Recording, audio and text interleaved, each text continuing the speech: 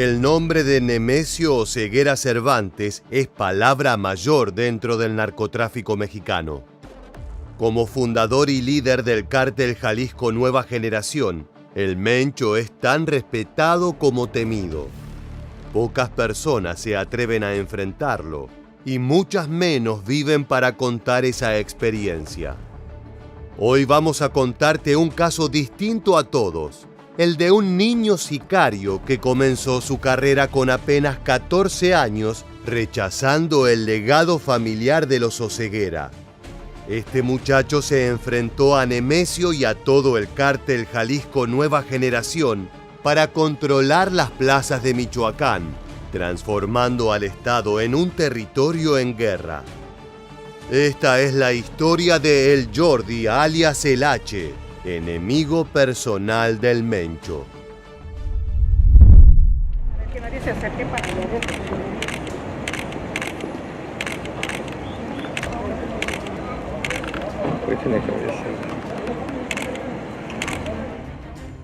Lo que estás viendo en pantalla ocurrió el 14 de marzo de 2018, cuando las fuerzas federales de México reportaron una captura importante que sacudió al mundo criminal de todo el país. Entre los detenidos se encontraba el infame Jordi Axel Villapatricio, alias El H. Pese a tener apenas 20 años al momento de ser arrestado, ya era uno de los miembros más importantes del narcotráfico azteca, con un linaje oscuro en su familia y un rol de liderazgo dentro del cártel de los Viagras. Se sabe poco sobre los primeros años de vida de este criminal.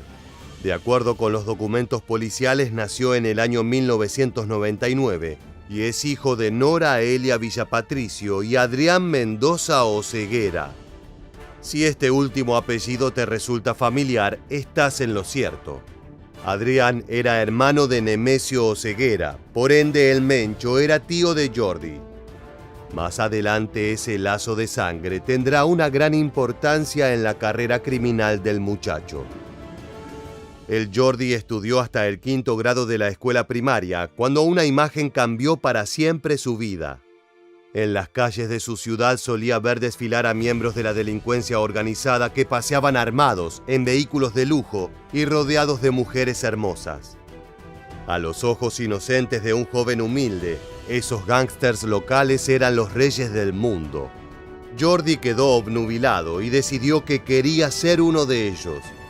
Así comenzó su camino hacia convertirse en un referente del bajo mundo.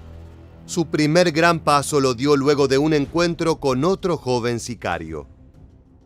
En 2014, cuando el Jordi tenía solo 14 años de edad, un pistolero conocido como El Coyul lo acercó al jefe máximo de una nueva organización que comenzaba a ganar terreno en diversos estados de México, los Viagras. En aquel entonces el referente de esa agrupación era Nicolás Sierra Santana, alias El Gordo Viagra, quien contrató de inmediato al joven Jordi al notar su entusiasmo por la delincuencia organizada. En estas imágenes podemos ver al Gordo Viagra comandando a sus tropas cuando aún se percibían como autodefensas.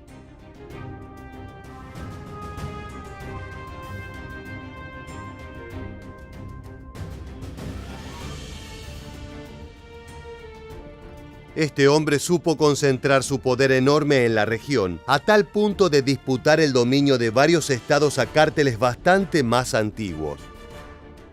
Los cárteles suelen buscar a soldados jóvenes que, debido a su minoría de edad, no deben cumplir las condenas completas en caso de ser arrestados. Al cabo de pocos días, esos niños son liberados y pueden continuar con sus actividades ilícitas.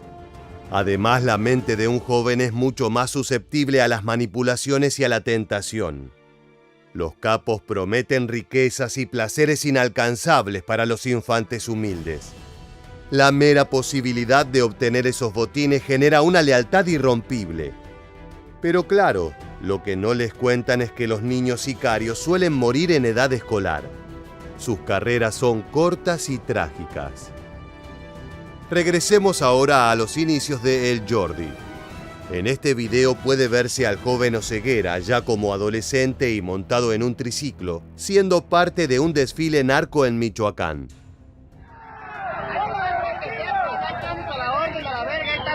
Córdoba, a ver, aquí está toda tu gente que te apoya, viejo.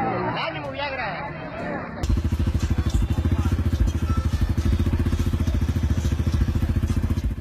Una de las primeras tareas del niño narco fue cuidar la plaza de Pinzándaro, por lo que andaba armado y recibía una paga semanal de 3.000 pesos. Al demostrar condiciones de liderazgo y una férrea fidelidad hacia los Viagras, Jordi fue ascendido a jefe de plaza.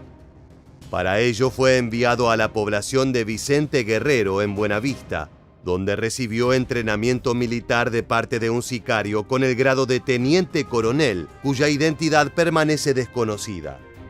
Dentro de las organizaciones criminales hay rangos y tiradores expertos, cuyo trabajo es preparar a los nuevos ingresantes. Las similitudes entre los cárteles y un ejército regular no se limitan solo al armamento utilizado, sino también a su organización. Durante su estancia en Buenavista, Jordi aprendió técnicas de uso y manejo de fusiles de asalto, así como adiestramiento en emboscadas y prácticas de tiro. En palabras del propio niño narco, también fue instruido en el empleo de granadas, explosivos y otros elementos de gran capacidad destructiva. Fue en esos entrenamientos que sufrió el accidente. Al concluir su preparación con ese misterioso teniente coronel, Jordi, ya apodado El H, fue nombrado jefe de plaza de la tenencia de Antunes, localizada en el municipio de Parácuaro. Con más responsabilidades, llegó un mayor caudal de dinero. Su sueldo semanal incrementó a 5.000 pesos. De a poco comenzaban a materializarse los sueños de ese niño que había quedado obnubilado con las Ferraris y las modelos de los narcos que se paseaban por su pueblo natal. Pero esas ambiciones contrastaban con escenas violentas como las que veremos a continuación, las cuales se transformaron en la cotidianeidad del joven.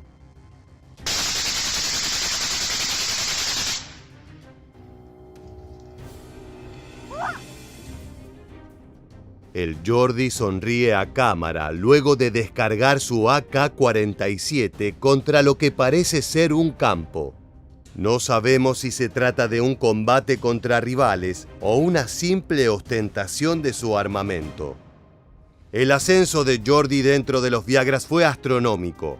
En pocos meses se transformó en una de las figuras centrales, teniendo la responsabilidad de organizar la defensa de múltiples plazas y el trasiego de decenas de kilogramos de cocaína. Su reinado no duró demasiado. Este joven príncipe criminal tenía los días contados. Pero antes de conocer su caída en desgracia, es necesario ahondar en la historia de este frente criminal y por qué es uno de los principales enemigos de cárteles como el CJNG del Mencho. El origen de los Viagras es misterioso y su historia turbulenta es un reflejo de lo multifacético que es el fenómeno narco en México. El grupo comenzó a operar entre 2013 y 2014 en el estado de Michoacán como una organización de autodefensa. Esos frentes armados estaban compuestos por civiles que unían fuerzas para luchar contra el crimen organizado, pero con el tiempo muchos de ellos terminaron convirtiéndose en grupos delictivos independientes. En este caso, la gran diferencia era que en las filas de los Viagras no solo había rancheros y campesinos, sino también antiguos operadores disidentes de cárteles como los Caballeros Templarios y la familia michoacana. Primero hablemos de su peculiar nombre. Se dice que surgió como una broma debido a que uno de sus fundadores empleaba demasiado gel en su pelo para lograr un peinado respingado. La imaginación de los criminales no tardó en relacionar ese detalle con las famosas pastillas azules. Al menos así lo explicó en diversas entrevistas uno de sus primeros referentes, Nicolás Sierra Santana, de quien ya hablamos en este video. La primera actividad criminal de este grupo fue registrada en 2014, cuando las autoridades municipales anunciaron que las autodefensas serían prohibidas. En diciembre de ese año, los Viagras tomaron la municipalidad de Apatzingán y tuvieron un enfrentamiento armado contra la Policía Federal. El saldo final fue de 10 civiles muertos y más de 21 heridos. Quedaba claro que no eran un simple grupo de vecinos organizados, sino que se trataba de una célula sicarial bien preparada. De a poco los integrantes fueron incorporando el trasiego de estupefacientes, el hurto y el cobro por protección al repertorio de los Viagras. Lo más increíble es que ese ascenso ocurrió con la aprobación de la política, como indicó el propio Santana en un video dirigido al entonces gobernador de Michoacán, Silvano Aureoles Conejo.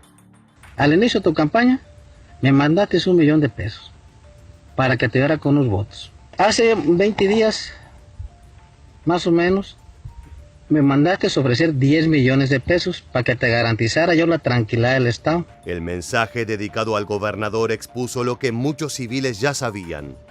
Los verdaderos regentes del territorio mexicano son los cárteles narco. Son esos frentes quienes deciden si una región se transforma en un infierno o en cambio si reinará la paz. Lo más grave es que gobernadores y policías conocen la ubicación y la identidad de los líderes criminales, pero no pueden ni quieren hacer algo al respecto. En 2015 el grupo se vio envuelto en una serie de enfrentamientos contra otros cárteles, presuntamente por el control de las plazas de Michoacán. Sus filas crecieron rápidamente y gracias al tráfico de armas de guerra, pudieron hacerles frente a las organizaciones que hacía años detentaban el poder en la región. Así fue como los hombres de Nicolás Sierra Santana se apoderaron del comercio de drogas y fármacos, en particular de metanfetamina. Era cuestión de tiempo para que este nuevo frente criminal tuviese que pagar derecho de piso contra los pesos pesados de México. La principal disputa de los Viagras es contra el cártel Jalisco Nueva Generación del Mencho Oseguera Cervantes. Las balaceras más brutales se dan en la región de Tierra Caliente, la zona más mortal y peligrosa de todo Michoacán. Fue en esos combates que las tropas de Santana empezaron a utilizar una de sus tácticas más infames, el uso de menores de edad como escudos humanos. Como te señalamos previamente, los niños sicarios son carne de cañón para estas organizaciones. Los capos se aprovechan de la juventud y la ingenuidad para sumar guerreros a sus filas, pero no dudan un solo segundo para descartarlos como animales o ponerlos frente a sicarios mucho más experimentados. Tanta sangre derramada obligó a las autoridades a tomar medidas mucho más contundentes para apresar a estas bandas. La captura de Jordi en 2018 fue parte de numerosos golpes a la organización de los Viagras. Durante 2019, decenas de sicarios fueron arrestados, acusados de haber cometido asesinatos en territorio michoacano. En el año siguiente también se decomisaron armas, varios kilos de droga e incluso camionetas blindadas que buscaban imitar a los monstruos del cártel Jalisco Nueva Generación. Todo ese material era empleado para recrudecer la violencia en Michoacán, lo que se dice calentar una plaza. Es parte del proceso de guerra para conquistar una zona destinada a utilizarse en la venta de narcóticos. Uno de los ataques más brutales de los Viagras ocurrió el 14 de febrero de 2020.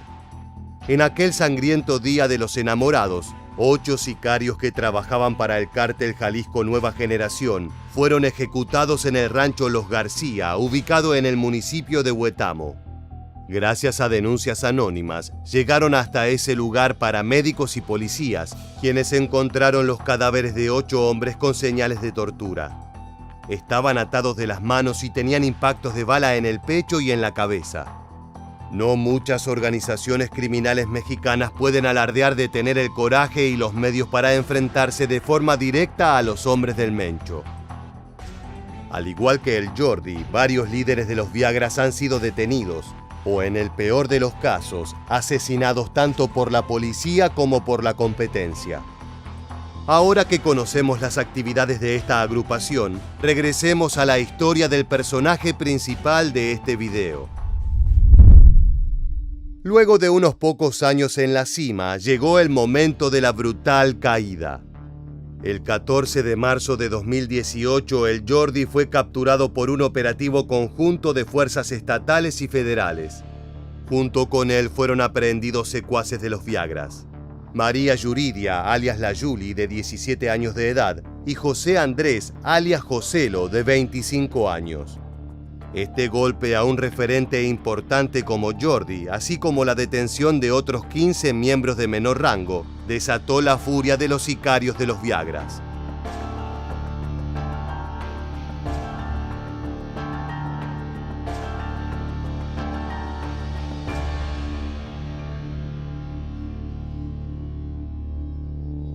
En los días posteriores al arresto se registraron narcobloqueos, quema de vehículos, tiroteos y atentados contra negocios e instituciones policiales. Esta práctica no era nueva, pero sí resultó inédita la violencia empleada por los soldados ilegales en su intento de liberar a Jordi. El clan Oseguera es un misterio. Los familiares del Mencho no son tan conocidos o mediáticos como por ejemplo los descendientes de Joaquín El Chapo Guzmán. Es por eso que el linaje y la traición de El Jordi sorprendió a todo México. La gran excepción a esta regla es Rubén Oseguera González, alias El Menchito, hijo de Nemesio. Rubén nació el 14 de febrero de 1990. Curiosamente no es la primera vez que nombramos el Día de los Enamorados en este video. Desde joven demostró un compromiso total con el CJNG, una diferencia fundamental con su primo traidor. El Menchito floreció dentro del negocio Oseguera desde los rangos más bajos, sin temor a recibir órdenes de su progenitor o de sus socios. Con tiempo y paciencia llegó a ocupar roles de gran importancia, lo que le valió convertirse en uno de los hombres más buscados del país, tanto por la justicia como por sus rivales. En contraste, hay quienes afirman que el Jordi decidió colaborar con los enemigos del Mencho debido a que esperaba ser tratado con privilegios dentro del cártel Jalisco Nueva Generación, algo que nunca ocurrió.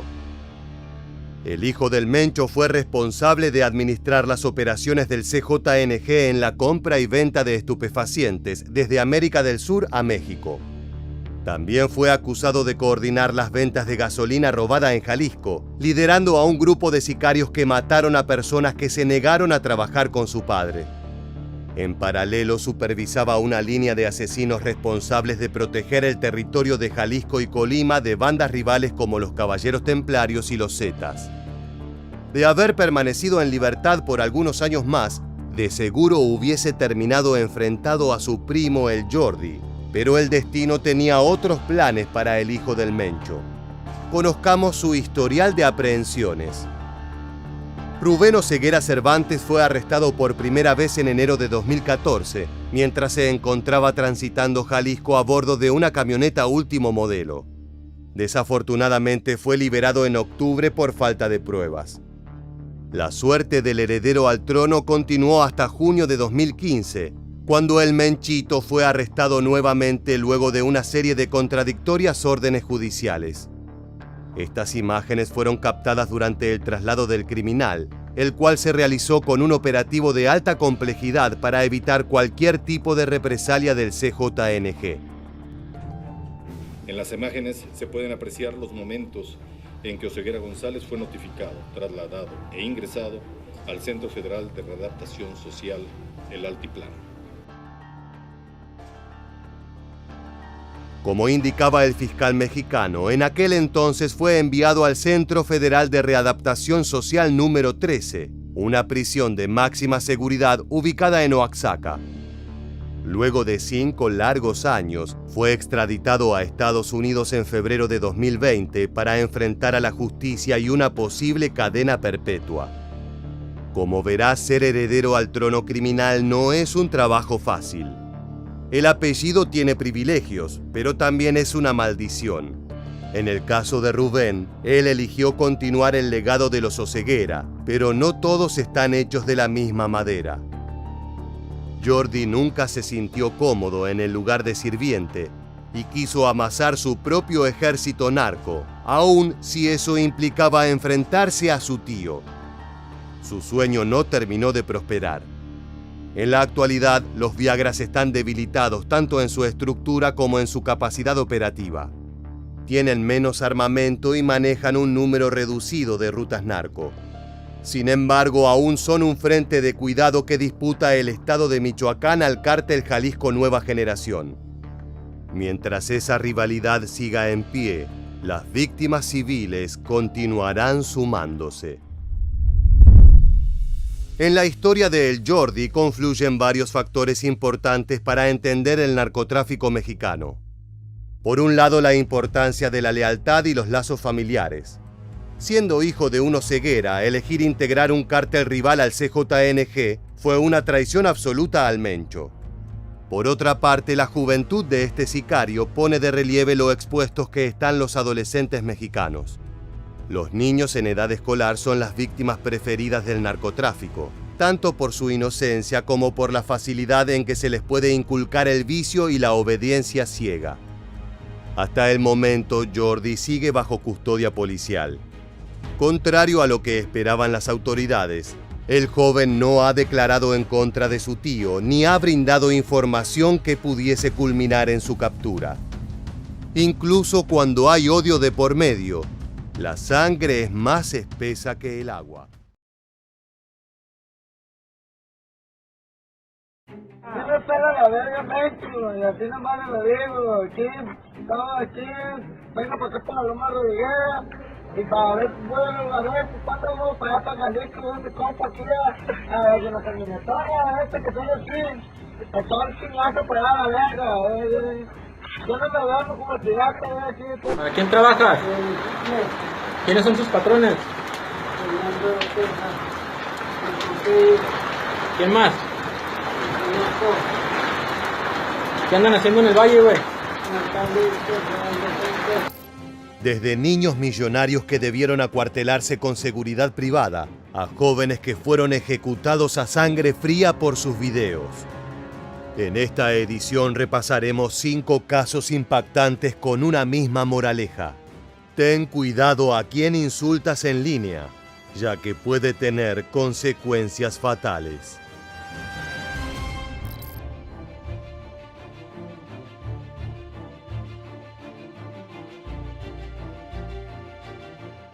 El protagonista de nuestro primer caso es Rodolfo Márquez, quien era conocido en redes sociales como Fofo.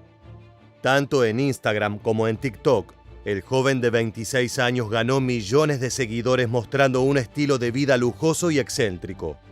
Fiestas, autos de lujo y viajes son los condimentos más frecuentes de su contenido. A esto Márquez le sumaba opiniones controvertidas destinadas a encender debates en los comentarios. El problema fue que sus polémicos dichos llegaron a los oídos equivocados.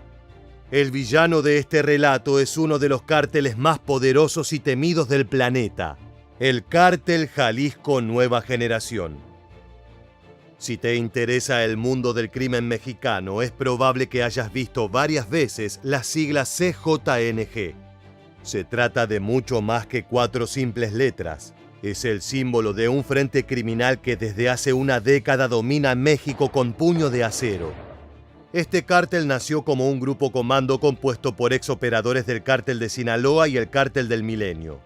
Su primer objetivo fue eliminar a los temidos Zetas, un brutal grupo narco de los años 2000. El éxito de los Matazetas fue arrasador y con el tiempo se establecieron como una organización autónoma liderada por Nemesio Oseguera Cervantes, alias El Mencho. Si bien su principal territorio de influencia es Jalisco, lo cierto es que las 4 letras pueden ser vistas a lo largo y ancho de México, así como en países limítrofes. Es por eso que se enfrenta de manera constante no solo con las fuerzas de seguridad, sino con rivales del mismo rubro, como el cártel de Sinaloa y el cártel del Golfo. La gran ventaja que tienen los hombres del Mencho es el enorme poder armamentístico que poseen. En su arsenal se encuentran los clásicos fusiles de asalto AK-47 y AK-74, pero también ametralladoras de grado militar y otras piezas de gran poder destructivo. A esto hay que sumarle lanzadores de cohetes, cañones rotativos como la minigun e incluso las camionetas reforzadas que los sicarios bautizaron como monstruos blindados. A continuación veremos uno de los tantos videos viralizados por el propio cártel. No solo los influencers utilizan las redes para esparcir su mensaje.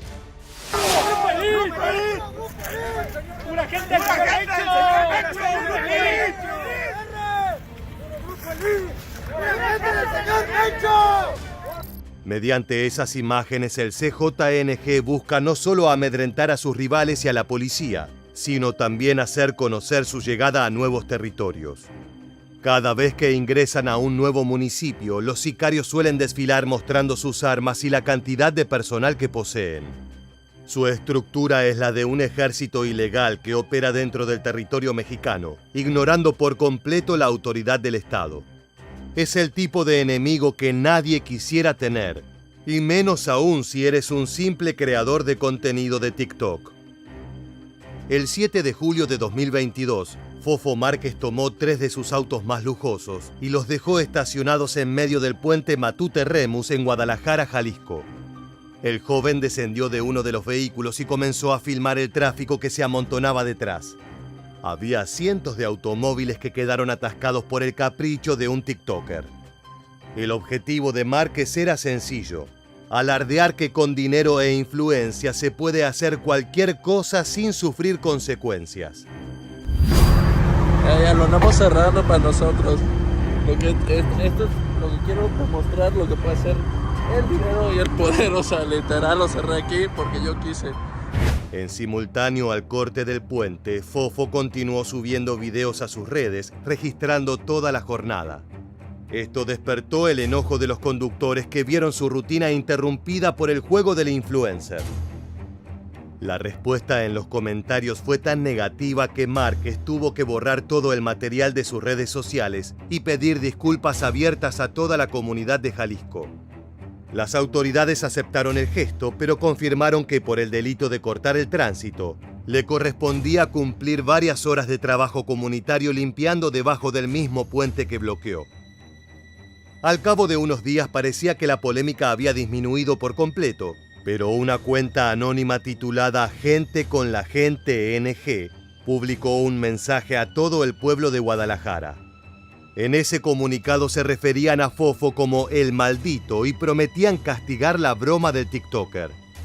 Citando algunas líneas de esa publicación, los supuestos sicarios afirman: "No permitiremos que ese animal salga impune". Pero ¿qué tan probable es que el cártel más poderoso de México se fijase en un simple influencer? Hay varias cuestiones a tener en cuenta para evaluar la veracidad de estas amenazas. En primer lugar, dentro del mundo narco, el respeto es un bien de altísimo valor. Jalisco es un territorio dominado y regenteado por el Mencho, y cualquier broma pesada realizada allí es también una broma contra el capo criminal. Por otra parte, a las organizaciones como el CJNG les encanta presentarse como defensores del interés popular, como paladines de la comunidad que mantienen el orden público. ¿Qué mejor para generar una buena imagen que castigar a un niño millonario que causó dolores de cabeza a miles de trabajadores? Como te anticipamos, el Frente de las Cuatro Letras utiliza frecuentemente las redes para enviar mensajes, por lo que no fue sorprendente la vía elegida para enviar la amenaza. En nuestra opinión, es muy probable que los hombres del Mencho no hayan visto con buenos ojos la broma de Fofo. Quiero hablar ahorita del tema del puente y quiero pedirles una disculpa pública a toda la gente que se ofendió. Yo había visto que ya otros influencers lo habían hecho y lo hice a manera de contenido. Mucha gente lo ha hecho. A lo mejor mis palabras no fueron las correctas cuando yo dije que el dinero y el poder, y saben, o sea, luego digo babosadas, ¿saben? Márquez pidió disculpas de inmediato, afirmando que no fue su intención faltar el respeto, pero ya era demasiado tarde. El joven se acuarteló en la mansión de sus padres y contrató a 30 guardaespaldas que vigilaban el perímetro de la vivienda las 24 horas del día. ¿Te sentirías seguro sabiendo que ahí fuera hay un ejército de sádicos asesinos que se sintió insultado por tus acciones? Conciliar el sueño es un desafío cuando los sicarios más despiadados de todo México dicen tu nombre, seguido de las afirmaciones más crueles que te puedas imaginar. Por suerte para Fofo, los asesinos de las Cuatro Letras jamás cumplieron sus promesas. Sin embargo, el miedo que sintió durante esas semanas de 2022 seguramente lo acompañarán de por vida, así como la más valiosa lección: no hay dinero suficiente para salvarse de los narcos. Lo increíble es que Márquez no fue el único en faltarle el respeto al Mencho. El siguiente caso es incluso más arriesgado y peligroso. Hay ocasiones en que la valentía y la estupidez se parecen demasiado, y eso es justamente lo que ocurrió con este influencer. Mira bien, hijo de tu perra madre. A mí me pela la Mencho aquí. Yo lo digo fuera en cámaras o aquí, cabrón. Así que a mí me pela la madre el Mencho. Las atrevidas palabras que acabas de escuchar no fueron pronunciadas por un capo narco rival del CJNG. Ni siquiera se trata de un sicario osado con ínfulas de grandeza. Ese joven es simplemente un TikToker que bajo el nombre usuario Illuminati6 aceptaba desafíos de sus seguidores. Uno de los comentarios lo incitó a insultar al líder de Jalisco, a lo que el joven respondió con el video que vimos hace instantes. Pésima idea. En los comentarios sus seguidores ya anticipaban un final trágico con respuestas como "Este es un tutorial para desaparecer" o "Descanse en paz de antemano". Como te anticipamos, las 4 letras conocen muy bien cómo funcionan las redes sociales. El video publicado por Illuminati6 no solo es torpe por insultar al criminal más buscado del continente americano, sino también porque revela su rostro y residencia en Jalisco. Pan comido para los sicarios del Mencho, que solo tenían que hacer unas pocas preguntas para dar con el paradero de este muchacho engreído. Lógicamente, los seguidores del joven supusieron lo peor. Temían ver el cuerpo del TikToker en las noticias criminales de la televisión. Sin embargo, pasaron los días y no apareció respuesta por parte del CJNG, al menos no de forma pública. Aún así, el TikToker publicó un pedido de disculpas en su perfil. Oye, este video lo hice para el señor Mencho. Pido disculpas, lo que dije no estaba bien, no estaba consciente de lo que estaba diciendo. Estaba mal. Ese día amanecí bien pendejo. No me di las consecuencias. Me dejé llevar por los seguidores y pido disculpas, se te quiere. Luego de la publicación de ese TikTok, los seguidores del influencer sacaron todo tipo de conclusiones. Algunos planteaban que los hombres de las 4 letras amenazaron al joven por privado. Otros que el entorno del usuario le hizo entrar en razón sobre los peligros de insultar a un criminal de ese nivel. Ninguna de estas teorías fue confirmada, pero al cabo de unas semanas la cuenta del joven fue puesta en privado y no volvió a subir contenido desde entonces. ¿Tú qué crees respecto a este caso? ¿Illuminati6 recibió una llamada amenazante desde Jalisco? Déjanos tu respuesta en la caja de comentarios. Mientras compartes tus opiniones, es momento de conocer una historia con desenlace trágico, la de Juan Luis Lagunas Rosales. Rosales alcanzó la fama en internet bajo el seudónimo El Pirata de Culiacán, aunque no tenía nada del ingenio y la astucia que caracterizaba a los bucaneros. Este joven también se tomó el atrevimiento de insultar al Mencho, poniendo en peligro su vida a la corta edad de 17 años. Pero antes de detallar su desenlace, comencemos por sus orígenes. El pirata provenía de una familia humilde, por lo que desde pequeño tuvo que trabajar en todo tipo de actividades para poder sustentarse. Fue así que llegó a tierras culiacanas, donde el Mencho es amo y señor hace tiempo. Ya en su nuevo hogar, Rosales se hizo popular filmándose en estado de ebriedad, consumiendo grandes cantidades de whisky y mostrando los efectos en cámara. Lo cierto es que el pirata no era un youtuber o tiktoker propiamente dicho, ya que no manejaba un perfil específico más allá de su Instagram y su Facebook. Cualquier persona que se lo cruzara en una fiesta podía grabarlo y difundir su estado alcohólico en las redes. Su fama fue en constante ascenso al punto en que protagonizó videoclips e intentó concretar una carrera como músico, pero todas sus ilusiones adolescentes tenían fecha de caducidad. En varios de sus videos insultaba al mundo narco e incluso llegó a nombrar al Mencho, desafiándolo como pocas personas se animan. Así que el Mencho a mí me pela la verga. Grave error. A mediados de 2017, Juan recibió las primeras amenazas de parte del CJNG, pero el joven las ignoró por completo. La fama se le había subido a la cabeza y se consideraba intocable, pese a ser tan solo una personalidad de internet. El 18 de diciembre de ese año, el pirata de Culiacán organizó una fiesta en un bar junto a sus amigos. El problema es que alrededor de las 23 horas, a la celebración llegaron invitados que no traían precisamente alcohol ni mujeres. Eran los sicarios del Mencho. Media docena de hombres armados asaltaron el local y con una lluvia de balas acabaron con la vida del adolescente y de un empleado del lugar. En total, el pirata tenía 18 impactos de cartuchos de armas de guerra. Su cuerpo estaba tan maltratado que solo pudo ser reconocido por los tatuajes de sus brazos. Desde entonces, el pirata se convirtió en espejo de la narcocultura mexicana. Así reza un narcocorrido en su honor. La muerte era solo un peaje. Aunque mi estancia fue corta en esta vida, muchos me recordarán. Aunque ahora varios lo recuerdan, el cadáver de Juan Luis Lagunas Rosales esperó más de 3 días sobre la fría mesa del forense. Nadie reclamó su cuerpo después de su muerte. Ese fue el triste final de un joven condenado por el alcohol y las redes sociales. La muerte del Lagunas terminó inspirando a otro joven mexicano que decidió poner su vida en juego por un par de likes, el Chanito de Culiacán. En un video viral, este adolescente prometía vengar la muerte del pirata, amenazando de forma directa a los hombres del Mencho con un arma de fuego y un pequeño secuaz a su lado. ¿Qué me pela la verga, Mencho? Y así nomás le digo, aquí, estaba aquí, venga para acá para Loma Rodríguez. Y para ver, bueno, a ver, ¿cuánto vamos para allá para Jalisco? ¿Dónde compa aquí? A ver, que la camionetona, que tengo aquí. Todo el chingazo para allá, la verga.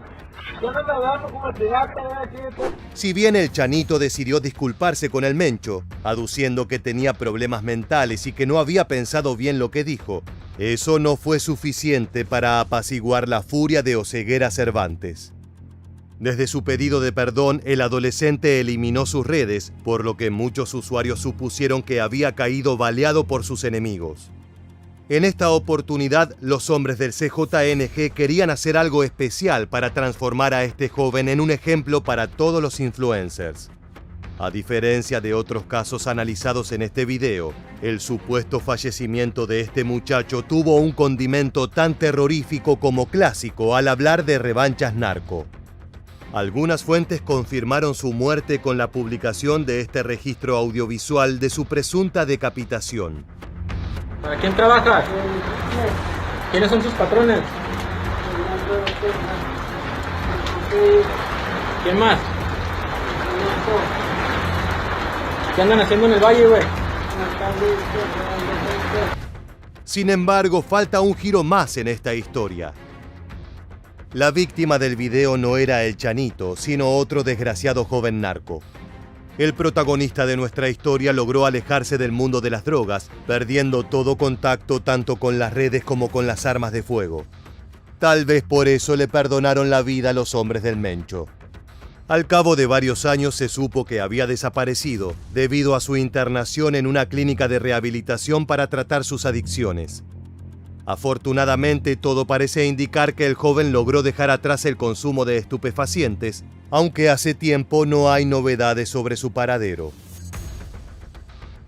Hasta este punto solo hemos conocido influencers masculinos que sobrepasaron el límite, pero cuando te enfrentas a los criminales más peligrosos de México, estos no hacen distinción de género.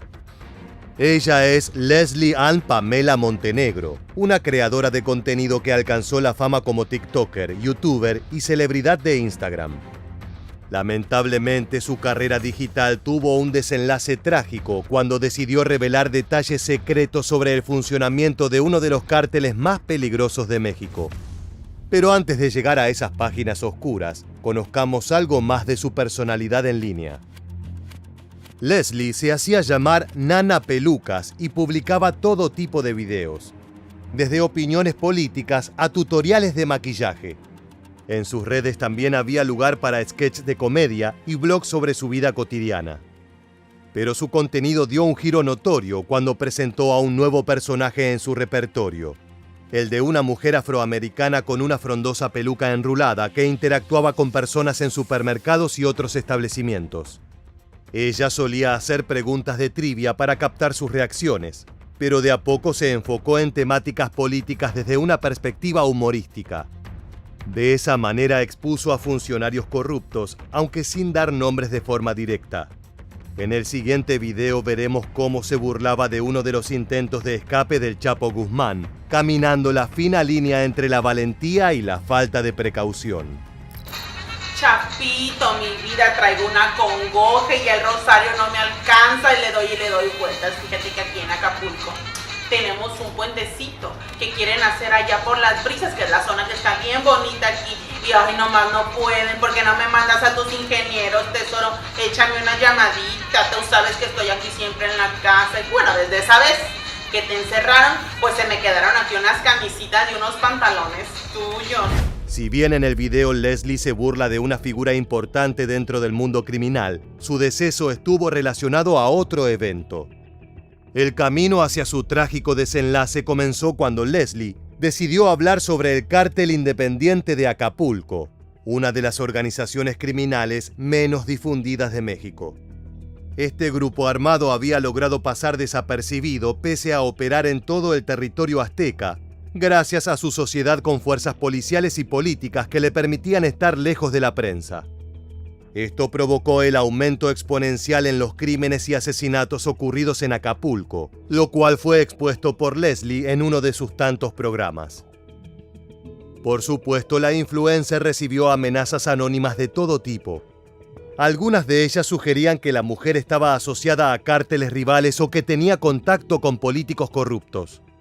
Ella negó todos esos dichos, afirmando que sus datos habían sido brindados por fuentes confiables y que su único objetivo era arrojar luz sobre una de las grandes bandas narco de México.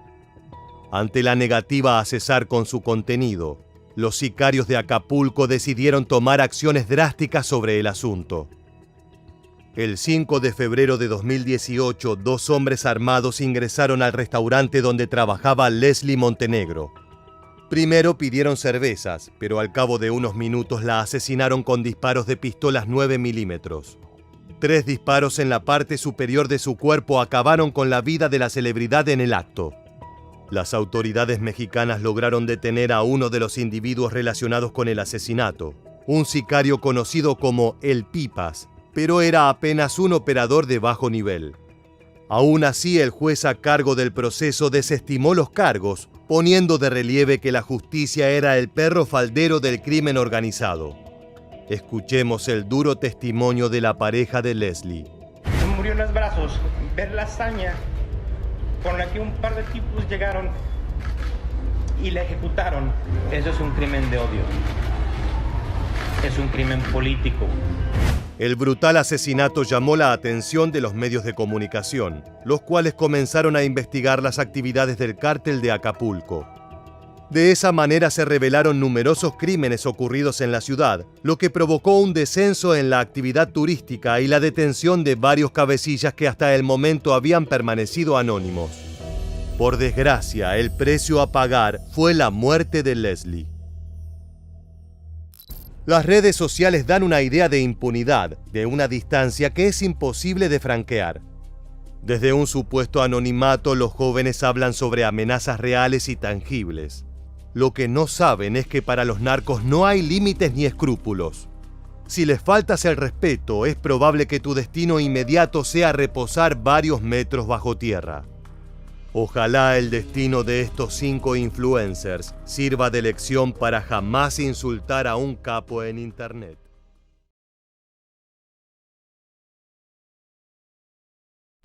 La guerra contra el narcotráfico en México se cobra vidas todos los días, tanto en enfrentamientos entre las Fuerzas Armadas y los grupos criminales, como en los asesinatos en venganza que son moneda corriente. Además, los despiadados cárteles de la droga no necesitan de un gran motivo para actuar, y hay varios ejemplos que lo demuestran. En esta ocasión, presentaremos los casos de 3 personas que cometieron el terrible error de insultar a uno de los capos narcos más poderosos del planeta. Hablamos de Nemesio Oseguera Cervantes, mejor conocido como El Mencho. No importa si se trata de un miembro de organizaciones rivales, un policía o un youtuber. Si alguien se mete con el cártel Jalisco Nueva Generación y su líder, el destino será el mismo. Así es como encontraron la muerte quienes osaron desafiarlo. Antes de conocer a la primera víctima, debemos entender a qué se estaban enfrentando estas personas. El cártel Jalisco Nueva Generación es conocido por su agresivo uso de la violencia y sus campañas de publicidad en las redes. En la actualidad es una de las organizaciones criminales más importantes y poderosas de México, y todo indica que continúa en expansión.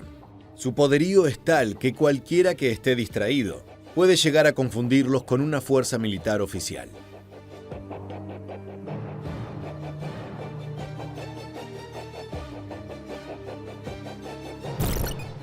Este grupo criminal surgió como resultado de una serie de muertes, capturas y luchas entre asociaciones más antiguas, en particular del llamado Cártel del Milenio, que se fracturó y comenzó a luchar por el control del tráfico de drogas en Jalisco.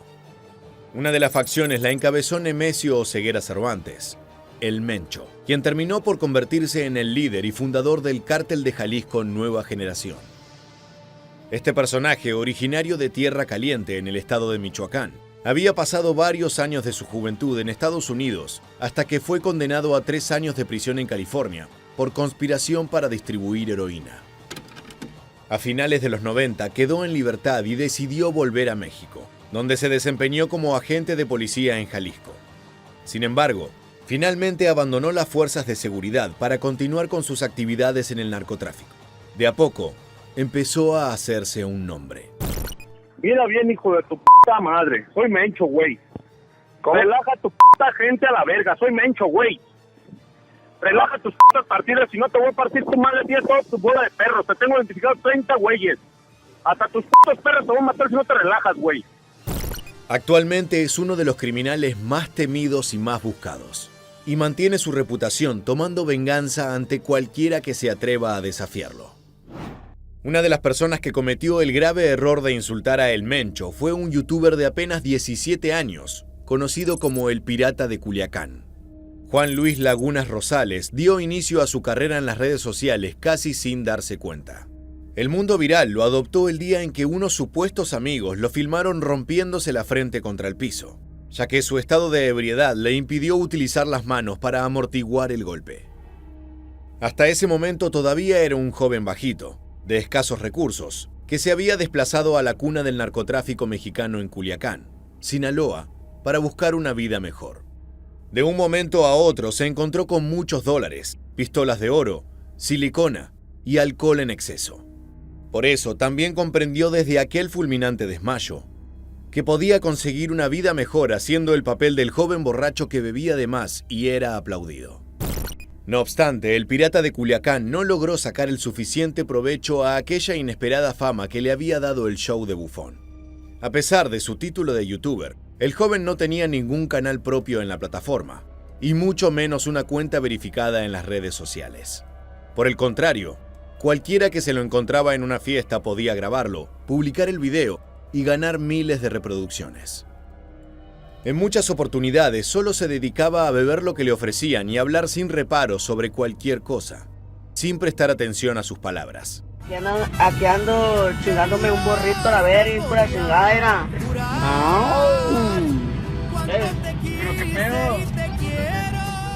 Por eso tampoco fue consciente el día en que lo filmaron insultando al narco más buscado en México, Nemesio Oseguera Cervantes.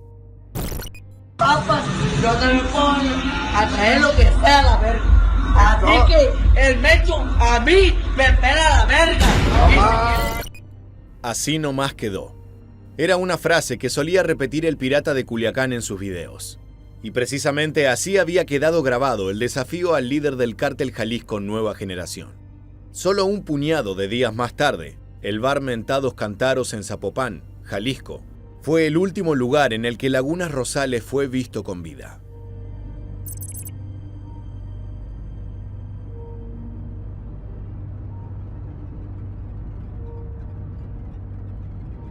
Un informe de la Fiscalía Estatal explicó que alrededor de las 23 horas del 18 de diciembre de 2017, unos hombres armados irrumpieron a balazos en el local de música norteña y se enfrentaron directamente con el joven, a quien asesinaron brutalmente.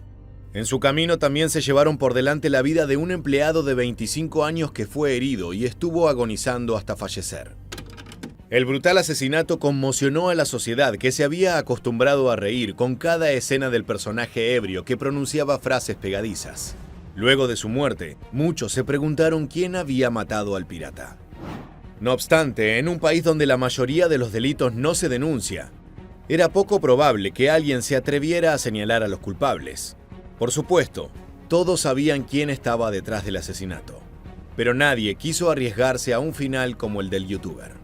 De hecho, nadie era tan cercano al pirata como para quedar implicado en lo ocurrido.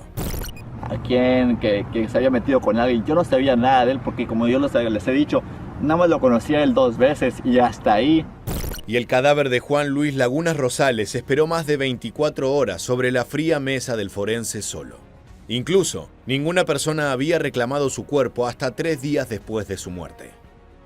Desde entonces, este personaje se convirtió en otra triste página de la historia criminal mexicana, y como muchos otros, fue inspiración para un narco corrido que reza: la muerte era solo un viaje. Aunque mi estancia fue corta en esta vida, muchos me recordarán. Tiempo después, la muerte del joven se le atribuyó a Ricardo Ruiz Velasco, alias el Doble R. Este era el jefe de plaza del cártel Jalisco Nueva Generación en Tlaquepaque y Zapopan, y habría dado la orden de dar el golpe para demostrar que nadie podía burlarse de El Mencho sin recibir su merecido. Lo paradójico de esto fue que Ruiz Velasco era conocido como el narco youtuber del cártel Jalisco Nueva Generación, ya que se había hecho viral a partir de videos donde encabezaba desfiles navideños en las calles de Jalisco, donde el grupo criminal repartía dulces y juguetes a los niños. Increíblemente, fue una suerte de ajuste de cuentas entre youtubers. La diferencia con el pirata de Culiacán es que la mayoría del contenido de El Doble R estaba manchado de sangre y crimen. Luego del asesinato del joven, Ruiz Velasco fue ganándose un lugar cada vez más importante en la organización criminal, ascendiendo a líder regional e incluso apareciendo como uno de los posibles sucesores de El Mencho. Es momento de avanzar y nuestro siguiente caso nos lleva a una víctima muy diferente. Si bien la impunidad parece algo fácil de obtener cuando el blanco es un joven solitario y con problemas de alcohol, ¿qué pasaría si del otro lado del gatillo se encuentra un oficial de la ley? En septiembre de 2019, una vez más el narcotráfico en México arremetió con una espiral de violencia. Y en esta ocasión fue mediante el secuestro del inspector de la Policía Estatal de Quintana Roo, José Antonio Archi Llama. Con arma de fuego en mano, el efectivo de las fuerzas de seguridad había grabado un video en el que informaba que por órdenes directas del secretario de Seguridad Pública, Alberto Capella, y del gobernador Carlos Joaquín González, iba a acabar con el cártel Jalisco Nueva Generación para luego terminar con el cártel Los Rojos. Muy buenas tardes. Mi nombre es José Antonio Archi Llama. Pertenezco a la Policía Estatal. Mi grado es inspector. Estamos al mando del comandante Aquiles y el comandante Capella. Tenemos órdenes directas de acabar con el cártel Jalisco Nueva Generación. Me encuentro aquí por haber detenido a integrantes del cártel Jalisco Nueva Generación. Esa misma noche, los familiares del inspector Archi Llama reportaron su desaparición, por lo que la Fiscalía de Quintana Roo comenzó con las labores de búsqueda. 4 días después de haberse dado a conocer sus declaraciones mediante el video, el cuerpo de Archi Llama fue hallado sin vida en una calle ubicada en el municipio de Benito Juárez, muy cerca del centro de Cancún, una de las zonas turísticas más importantes del país. Había sido decapitado y el cadáver mostraba inconfundibles signos de tortura. No había dudas de que detrás del crimen se encontraban los sanguinarios miembros del narcotráfico, quienes habían dejado los restos del hombre envueltos en una sábana y su cabeza en una bolsa negra. Como si fuera poco, horas más tarde, en las redes sociales del propio policía fueron publicadas 2 fotografías donde ya se lo podía ver asesinado, con las manos atadas en la espalda y sus ojos y boca tapados con cinta.